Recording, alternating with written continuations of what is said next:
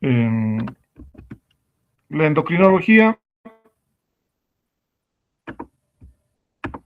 es la rama de la medicina que va a estudiar las glándulas de secreción interna, sus secreciones específicas que van a ser llamadas hormonas y las enfermedades que va a tener estas glándulas. También va a tratar todo lo que corresponde a la biosíntesis, el almacenamiento y la función de estas hormonas, además de sus mecanismos reguladores, porque puede existir enfermedades que tengan alteración tanto en la síntesis, en el almacenamiento, en la distribución o específicamente en los mecanismos reguladores a través de sus receptores. La endocrinología se consolidó como disciplina médica a finales del siglo XIX y principios del siglo XX, aunque civilizaciones más antiguas observaron efectos en la castración y el bocio. El nacimiento formal se va a situar aproximadamente en los años 1902 con el descubrimiento de la secretina por Bayliss y Starling. Como tal, en 1989 se considera que el 1 de junio el fisiólogo Charles Edward Brown Sequard estableció las bases al experimentar con inyecciones de extractos testiculares, ¿no? A partir de esa fecha ya se empieza a hablar de la endocrinología. Y a partir de 1902 y 1905, Ernest Starling y William Bayliss descubrieron la secretina, como habíamos mencionado, que es la primera hormona identificada y acuñaron el término de hormona a partir de esos años. Disculpe, doctor, siguen. Ah, ya. Ahora acaba de pasar de diapositiva, están glándulas endocrinas. Correcto, estamos bien.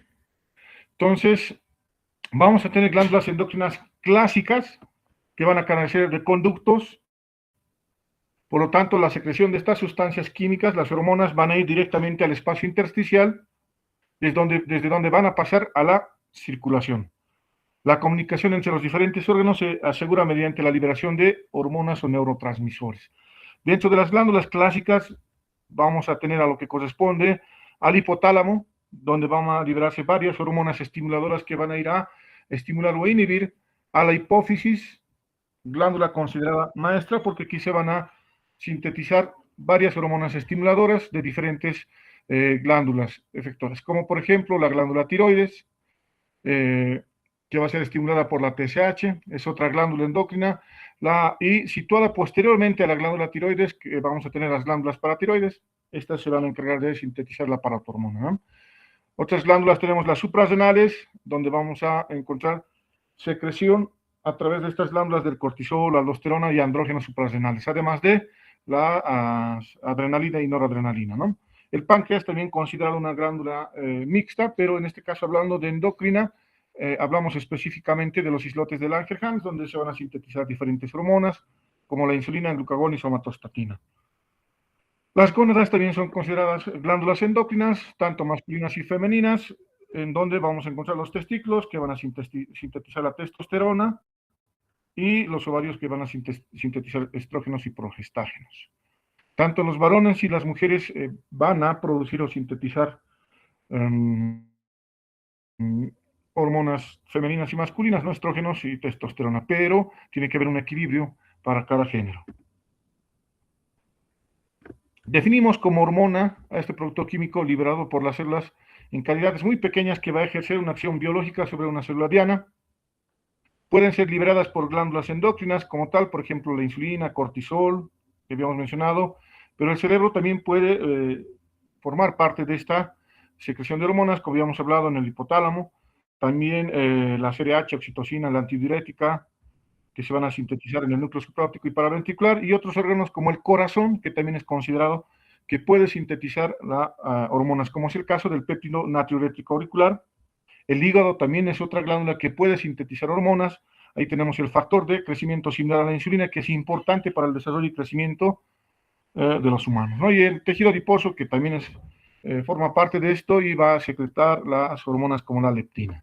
Entonces, si se fijan, tenemos glándulas clásicas que habíamos conocido desde incluso cuando estudiaban en el colegio, en primeros años de universidad, no teníamos glándulas clásicas, pero tenemos otras glándulas o células que forman parte de otras estructuras, órganos que pueden sintetizar hormonas. Entonces, como ejemplos, aquí ya hemos hablado del órgano que va a sintetizar el factor de crecimiento similar a la insulina. La IGF-1 también va a formar parte de la síntesis de la vitamina D. El riñón, donde también forma parte de la activación de la vitamina D, ¿no? De la 25-hidroxivitamina D, y en el riñón se va a activar o se va a formar la parte activa de la vitamina D3, que sería 1,25-hidroxivitamina D, y también se va a sintetizar la eritropoyetina, hormona fundamental e importante para la hematopoiesis, ¿no? Específicamente para la formación de la serie roja. En el corazón ya habíamos visto el péptido natriurético auricular, el tipo B también, que son hormonas que van a ser sintetizadas a nivel celular en el corazón, tejido adiposo, no solamente la leptina, la adiponectina, la resistina, las interleucinas, factor necrosis tumoral alfa, y las células inmunocompetentes activas, que van a sintetizar interleucinas 6 y 1, factor de necrosis tumoral alfa, ¿no?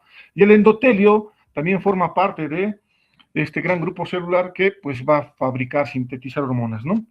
Donde tenemos la prostaglandina, el óxido nítrico, interleucinas como tal. Dentro de las funciones que tiene las hormonas y todo lo que corresponde al sistema endocrino, vamos a tener el crecimiento y desarrollo, que es fundamental para los seres humanos, donde van a participar la hormona de crecimiento, IGF-1, la insulina, varias hormonas van a participar en esta función. En la parte de reproducción, que es importante para toda la parte de los seres humanos, la reproducción, ¿no? Para la descendencia.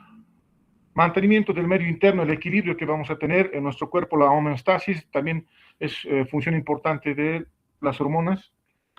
La respuesta adaptativa al estrés, ahí tenemos la liberación o la ondulación en la liberación y secreción de lo que corresponde al cortisol y otras hormonas que se encargan de, pues, mantener el equilibrio en situaciones de estrés. Estamos hablando también de la adrenalina y noradrenalina en el caso de la respuesta adaptativa al estrés. La utilización y el almacenamiento de energía, y estamos hablando del tejido adiposo, y la modulación de la respuesta inmune, que también es parte fundamental, ¿no? Si ustedes se fijan, tenemos funciones importantes de las hormonas. Estas pueden actuar a nivel intracelular, que se denominaría intracrina, se puede liberar la hormona y puede volver a ser utilizada, a esto se llamaría autocrina, o la paracrina, ¿no? Que va a ser sintetizada, va a ser liberada hacia el torrente sanguíneo y puede ser utilizada por las otras células o inclusive por las mismas células. Eso en circulación local. Y en la circulación general como tal, la denominada endócrina, donde vamos a tener una célula blanco distal. Por ejemplo, hablaríamos de la tiroides, las células tiroideas que van a liberar la hormona tiroidea, la T4 y la T3, libre en este caso, que son las importantes que se van a encargar de la acción como tal, sean liberadas hacia el torrente sanguíneo y van a ir a actuar en diferentes células efectoras. Recuerden que las hormonas tiroideas van a actuar en muchos órganos y sistemas de nuestro organismo, desde piel y tegumento, sistema nervioso, sistema cardiovascular, digestivo, etcétera, ¿no? Entonces, ese por ejemplo, ¿no? Y la parte neuroendocrina, donde vamos a tener la síntesis y liberación a través de las neuronas, que van a liberar sus hormonas al torrente sanguíneo y van a actuar sobre las células blanco distal, ¿no? Las células neurosecretoras.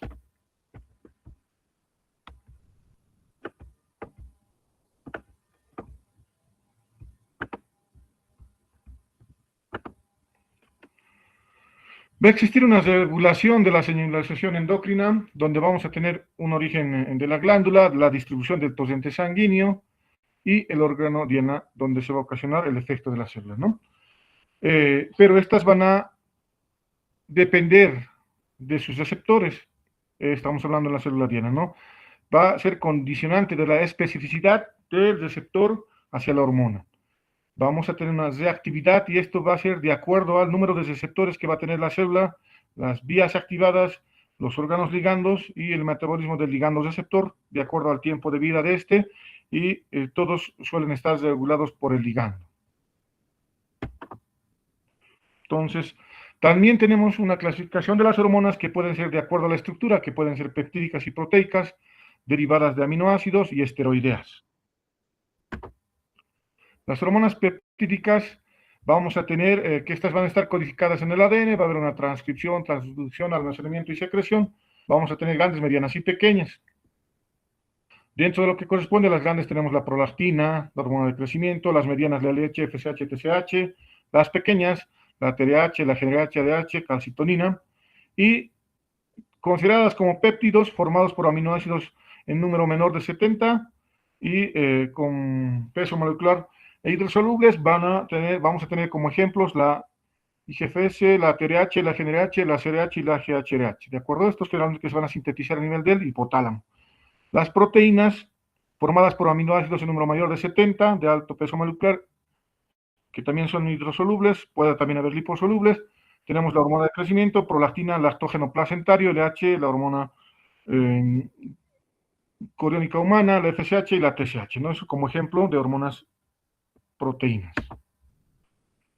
También tenemos las hormonas derivadas de aminoácidos como tal, de la tirosina, que vamos a tener la T3, T4, LNA, del triptófano vamos a tener la melatonina, y las hormonas esteroideas que van a derivar del colesterol.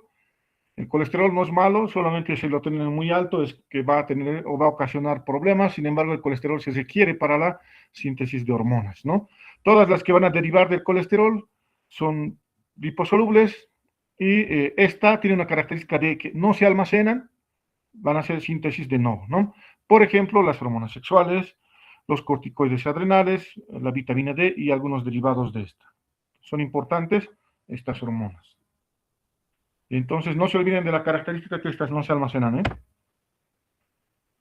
Dentro de lo que corresponde al mecanismo de acción hormonal, tenemos que hablar de los receptores, que son estructuras proteicas que miden las acciones biológicas de las hormonas. Van a mediar estas acciones. Y tienen ciertas características importantes. Hablamos de saturabilidad, que va a ser la capacidad limitada para unirse a un ligando. La especificidad puede ser relativa, que es la propiedad de ligar solo a alguna hormona. La reversibilidad, que es la capacidad de disociarse del ligando, unión no covalente, y la afinidad, ¿no? Capacidad de unir un ligando a bajas concentraciones. Entonces son esas características de lo que corresponden a los receptores, ¿no? Dentro de lo que corresponde a la clasificación de los receptores hormonales, vamos a tener de membrana e intracelulares. Los de membrana, dependientes de canales, acoplados a proteína G, asociados a enzimas. Estas, a su vez, pueden tener una actividad enzimática intrínseca o, pues, mediada por citoquinas. Y las intracelulares, que pueden ser citoplasmáticos o intracelulares. Son los receptores que van a interactuar con las hormonas. Y aquí tenemos un ejemplo de las hormonas, por ejemplo, el receptor de angiotensina está acoplado a un segundo mensajero que forma parte del ciclo del fosfatidinoinositol, receptor de la hormona natriurética auricular, que tiene la característica de guanilato ciclasa, el receptor de la insulina, que tiene una característica de tirosincinasa, y el receptor de la hormona de crecimiento, ¿no? Que está acoplado al segundo mensajero, de tirosincinasa también. Entonces son algunos ejemplos de los receptores de diferentes hormonas que tenemos en el cuerpo, ¿no? Cada tipo de hormona tiene una característica diferente su receptor. La respuesta biológica, pues, va a ser, depende del número de receptores, concentración hormonal, afinidad de la hormona receptor y la hormona libre. Una característica que debemos recordar, que las hormonas que están unidas a proteínas transportadoras son inactivas. Volvamos al ejemplo de las hormonas tiroideas. Por eso es que cuando nosotros debemos evaluar la función, solicitamos la fracción libre, no las unidas a proteínas transportadoras. Por eso, para hacer un diagnóstico de alteración de la función tiroidea, solicitamos T4 libre y, si puede procesar nuestro laboratorio, una T3 libre, además de la TSH. No tomamos en cuenta valores de T4 total y de T3 total, que no nos ayudan al diagnóstico. A excepción de algunos casos, no se puede tomar en cuenta eso. Las hormonas hidrosolubles se van a almacenar en glándulos para luego liberarse. Todas van a interactuar sobre el receptor de membrana. Existen dos hormonas hidrosolubles que circulan en plasma unidas a proteínas, ¿no? La IGF y la hormona de crecimiento. Esas son sus características de las hormonas hidrosolubles. Las hormonas liposolubles van a interactuar sobre receptores de membrana o intracelulares. ¿Por qué? Al ser liposolubles, pueden atravesar la membrana plasmática sin necesidad de un transportador o interactuar con un receptor. Todas van a circular en el plasma unidas a proteínas transportadoras porque, pues, necesitan por su característica estructural.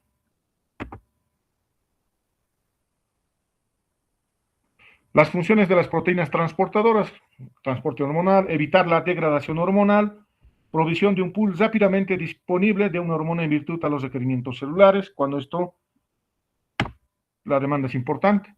Los ritmos hormonales, va a haber una producción variada, periódica, puede ser esta liberación hormonal que depende de cambios de estación, como es el caso del ciclo circadiano. Para el ejemplo de el cortisol, vamos a tener mayor cantidad de liberación de cortisol en la mañana, pero en la tarde va a disminuir bastante, y así existen otro tipo de hormonas que van a tener una secreción pulsátil. Por ejemplo, las gonadotropinas, FSH, esta va a tener una secreción pulsátil.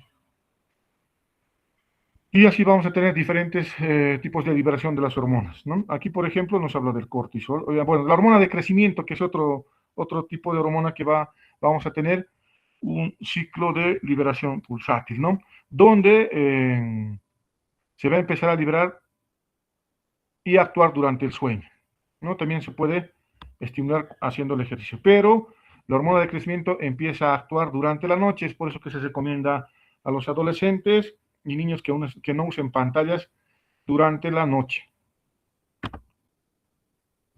Vamos a tener mecanismos de regulación, la señal de retroalimentación, ¿no? Por ejemplo, la glándula del páncreas y paratiroides va a liberar la glucosa sanguínea, ¿no? Y esta va a depender su liberación, en este caso de la insulina, de la glucosa sanguínea y del calcio, que son importantes para su liberación.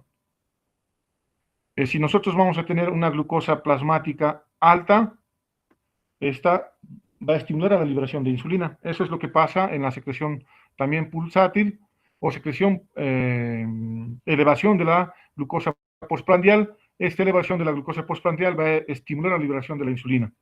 Y esta se va a regular a través del calcio, ¿no? Que es importante. En el caso del hipotálamo, se van a sintetizar hormonas a nivel del hipotálamo, estas que son las neurohormonas que van a estimular la hipófisis. Esta va a liberar una hormona de las 5 que se producen en la hipófisis, específicamente hablando de la adenohipófisis, y va a ir a un estímulo de la glándula periférica, que esta va a liberar la hormona que va a ir a tener un efecto sobre la célula diana. Existe un ciclo largo de retroalimentación y un ciclo corto. Entonces, en el ciclo corto de retroalimentación hablamos, por ejemplo, de las hormonas tiroideas, ¿no? Se libera TRH, se libera TSH en gran cantidad, y los receptores a nivel de hipotálamo van a detectar estos niveles altos de TRH y van a limitar su liberación y producción a nivel del hipotálamo. De la misma manera funciona con las hormonas sintetizadas por la tiroides, por ejemplo T4 y T3 libres, que van a circular a nivel sanguíneo. Si tenemos niveles altos de estas hormonas, van a ir al hipotálamo para la liberación de TRH y a la hipófisis a la liberación de TSH. Pero ¿qué es lo que pasa? Si tenemos niveles muy bajos de T4 y T3 libre, estos van a ser detectados en el hipotálamo y hipófisis y se va a producir la liberación y mayor secreción de TRH en el hipotálamo y TSH en la hipófisis, ¿no? En este otro gráfico vemos las mismas características que el anterior. Hablamos del feedback, que es el mecanismo que permite mantener los niveles hormonales dentro de un rango fisiológico, teniendo en cuenta las necesidades metabólicas del organismo. Y esto se lo hace pues a través del feedback negativo, que es similar a lo que hemos hablado anteriormente, donde va a haber una liberación de hormonas o una disminución de las hormonas. No tenemos el largo corto y el ultracorto, como habíamos mencionado, que hablando del feedback negativo, vamos a tener una capacidad de hormona de inhibir la hormona no estimuladora para limitar su secreción. Y el feedback positivo, donde vamos a tener la capacidad de una hormona de estimular a la hormona trófica que impulse su secreción. Lo que habíamos mencionado con el ejemplo del eje tirotropo. Hablando específicamente ya del hipotálamo, está en el sistema nervioso central, está compuesta por varios núcleos de sustancia gris. Su función es el manejo de la homeostasis o equilibrio interno, y los realiza a través de dos vías, ¿no? La nerviosa y la endocrina. El hipotálamo es una glándula que va a controlar y regular cada glándula del organismo y es el regulador central de las funciones viscerales, autónomas y endócrinas. Dentro de lo que corresponde a las funciones del hipotálamo, el control del sistema nervioso autónomo, la regulación del sistema endocrino, la regulación de la temperatura corporal, la regulación del comportamiento y emociones, la regulación del sueño y vigilia, la regulación de la ingesta de alimentos, la regulación de la ingesta de líquidos, la regulación de la diuresis y la generación y regulación de los ritmos circadianos. Entonces, funciones muy importantes que cumple el hipotálamo. Vamos a tener que también el hipotálamo va a formar hormonas liberadoras, ¿no? Como la GnRH, que se caracteriza por 10 aminoácidos, la CDH 41 aminoácidos, la TRH 3 aminoácidos, la prolactina, que va a ser estimulada por la dopamina, y la GnRH no va a depender de esta, y la GnRH 44 aminoácidos, que son hormonas liberadores de la sintetizadas en el hipotálamo. Y hablando específicamente de la glándula hipófisis, esta es una glándula que se va a situar en lo que corresponde en la silla turca. En esta vamos a encontrar que se van a sintetizar 5 tipos de hormonas en la parte anterior. Esta tiene una parte anterior que es la adenohipófisis, la parte posterior que es la neurohipófisis, y una parte intermedia descrita por algunos autores, ¿no? La parte anterior es la que está constituida por diferentes tipos celulares que van a sintetizar diferentes hormonas, y la parte posterior, que es la neurohipófisis, que va a estar constituida por células que van a almacenar las hormonas que van a sintetizarse en el núcleo supraóptico y paraventricular. Estaríamos hablando de la oxitocina, ¿no? Y la ADH. Haciendo un corte coronal, aquí vemos a la glándula pituitaria o la hipófisis, donde debemos tomar en cuenta las relaciones anatómicas de esta estructura, porque pues vamos a tener alteraciones como tumores, que son los adenomas hipofisiarios, que estos, de acuerdo al estirpe celular, van a crecer hacia la parte superior, inferior o hacia los extremos. Y nos va a ocasionar diferentes signos, sintomatología local, ¿de acuerdo? Si va a crecer hacia arriba, va a presionar lo que corresponde al quiasma óptico y vamos a tener alteraciones en el campo visual, una hemianopsia bitemporal. Si va a crecer a los extremos, pues vamos a tener compromiso de estas estructuras anatómicas. Vemos los pares craneales, la arteria carótida, donde si hay compresión de estas va a haber alteración en los movimientos oculares, puede haber diplopía, ¿no? Algunos signos y síntomas. Dentro de lo que corresponde a esta glándula, que es la hipófisis, vamos a tener 5 ejes que se deben valorar. El eje córtico-tropo, el tirotropo, el gonadotropo, el somatotropo y el lactotropo. Entonces, en el eje córtico-tropo, el hipotálamo va a sintetizar la CRH, va a estimular a las células hipofisiarias para que sinteticen la hormona corticotropa, que es la ACTH. Esta va a ir a estimular a las glándulas suprarrenales para estimular la síntesis y liberación del cortisol, y este se va a encargar de la homeostasis y función celular, ¿no? La hormona del estrés, que la denomina. El eje tirotropo, a nivel del hipotálamo, se libera la TRH, va a estimular a la hipófisis, adenohipófisis, liberación de la TSH, esta va a estimular a la tiroides, se libera T4 y T3 libre, y van a ir estas hormonas van a ir a actuar a diferentes órganos y sistemas, ¿no? Y las hormonas tiroideas van a tener 2 tipos de funciones, genómico y no genómico, ¿no? Y ahí estamos hablando de la síntesis de proteínas y la termogenia. El eje gonadotrópico, donde en el hipotálamo se va a liberar la GnRH, en la adenohipófisis la LH y FSH, que ambos van a ir a estimular a las gónadas, tanto en género femenino y masculino, ocasionando la liberación de testosterona, estradiol, progesterona e inhibina, ¿no? Lo que va a estimular la ovulación y la espermatogenia. En el eje somatotropo vamos a tener la liberación de GHRH a nivel del hipotálamo, que va a estimular a la liberación de la hormona de crecimiento en la adenohipófisis. Esta va a actuar a nivel del hígado, estimulando la síntesis de IGF-1, además de los condrocitos para el crecimiento lineal y orgánico, ¿no? Específicamente la IGF-1 es la hormona que va a desarrollar o va a actuar para el crecimiento, ¿no? La hormona de crecimiento actúa a través de la IGF-1.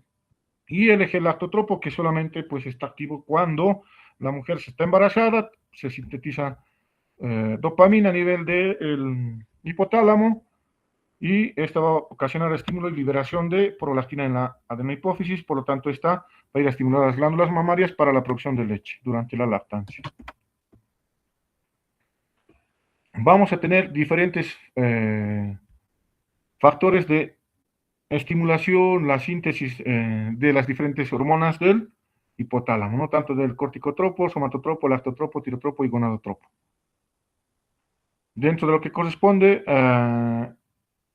a sus estimuladores, vamos a tener diferentes sustancias en cada hormona para ser liberada a nivel del hipotálamo, y diferentes glándulas blancas, ¿no? La corticotropa, aquí vamos a hablar todo en la diapositiva previa. En este otro gráfico vamos a ver, ¿no?, una hipófisis normal. Para hacer el estudio de las características estructurales de la hipófisis o glándula pituitaria, el estudio de imagen que es más útil es la resonancia magnética con contraste. La tomografía puede ser útil, pero más específica y sensible es la resonancia. Entonces debemos solicitar una resonancia magnética si tenemos sospecha de una alteración, ¿no?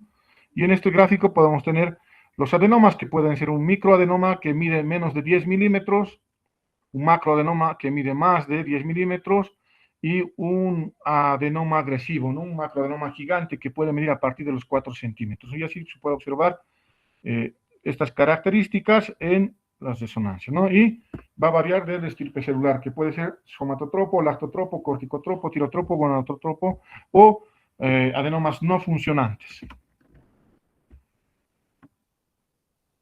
Y en esta otra gráfica vamos a observar en esta tabla la prevalencia relativa de diferente tipo de los adenomas hipofisiarios. Fíjense que el prolactinoma es el adenoma más frecuente, funcionante más frecuente de todos, inclusive más que el no funcionante, ¿no? Puede llegar a ser tener más prevalencia. Y el tirotropo y el gonadotropo son muy poco frecuentes.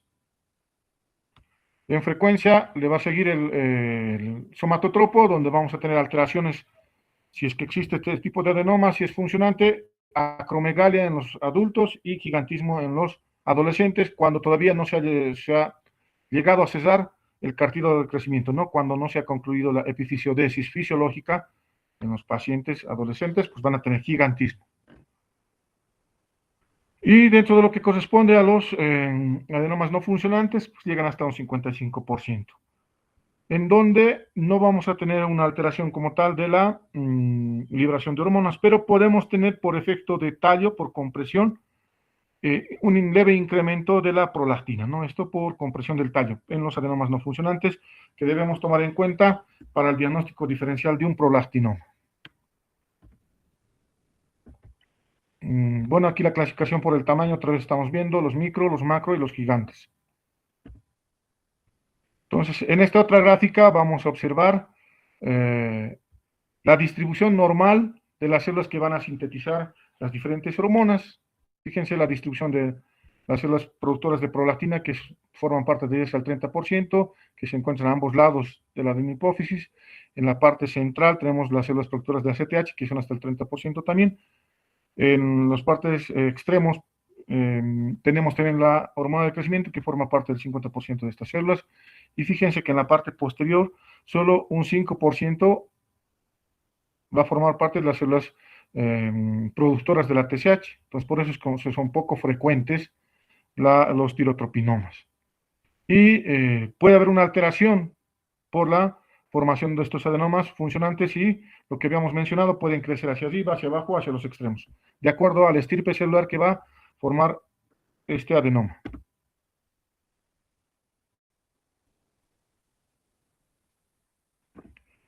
En esta otra gráfica vamos a ver pruebas de detección selectiva para algunos adenomas hipofisiarios funcionantes.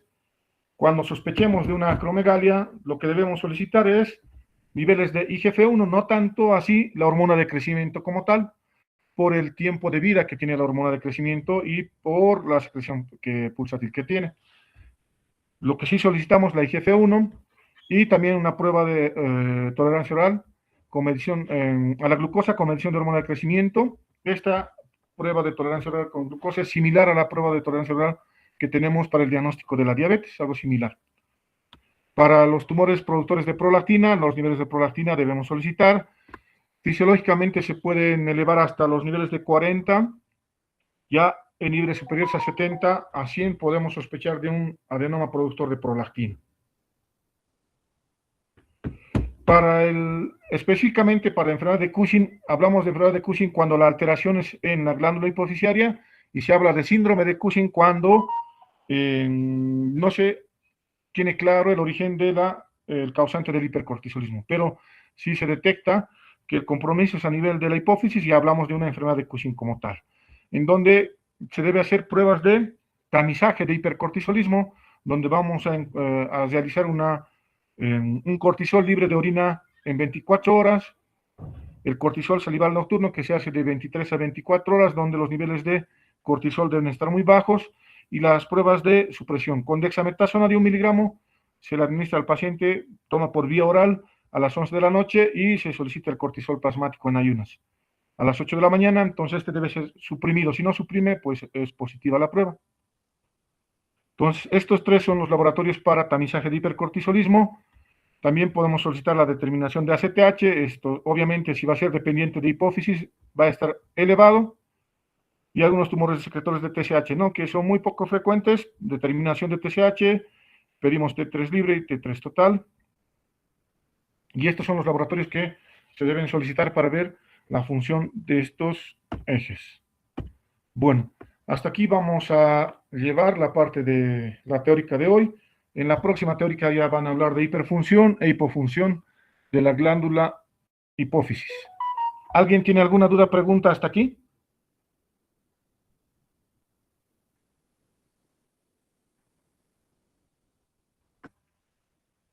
¿Dudas y preguntas?